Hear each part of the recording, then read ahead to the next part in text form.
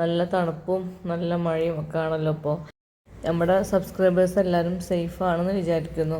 ആർക്കും പ്രയാസങ്ങളൊന്നും ഇല്ലാതിരിക്കട്ടെ അല്ലേ. അങ്ങനെ ഇപ്പം ആദ്യമൊക്കെ മഴ കാണുമ്പോൾ നല്ല സന്തോഷമായിരുന്നു. പക്ഷെ ഇപ്പം മഴ കാണുമ്പം ഇങ്ങനെ നിർത്താതെ പെയ്യുന്ന മഴ കാണുമ്പം ഒരു ബേജാറാണ് ഉള്ളിൽ. എന്തെങ്കിലും ബുദ്ധിമുട്ടുകൾ സംഭവിക്കുമോ എന്നൊരു ബേജാറ് തോന്നും, ഉള്ളിൻ്റെ ഉള്ളിൽ എപ്പോഴും ഉണ്ടാവും. അപ്പം ആർക്കും ഒന്നും സംഭവിക്കാതിരിക്കട്ടെ.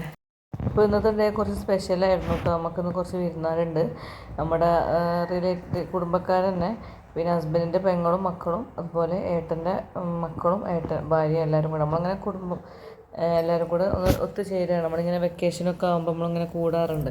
ആ ഒരു റിയൂണിയനാണ് കേട്ടോ ഇന്ന്. അപ്പം എന്താ പറയുക, മുറ്റം മഴക്കാലമായതുകൊണ്ട് തന്നെയുള്ളൊരു മെച്ചമെന്ന് പറഞ്ഞാൽ മുറ്റടിച്ച് തരണ്ടെന്നുള്ളൊരു ലാഭമുണ്ട്. അതേപോലെ തിരുമ്പിയതൊന്നും മടക്കാനുണ്ടാവില്ല. അപ്പം ചെടികളൊക്കെ നല്ലൊരു ഭംഗിയുണ്ട് കേട്ടോ കാണാൻ. ഇലച്ചെടികൾക്ക് പ്രത്യേക ഭംഗി വരും നമ്മളെ ഈ മഴക്കാലം വന്നാൽ.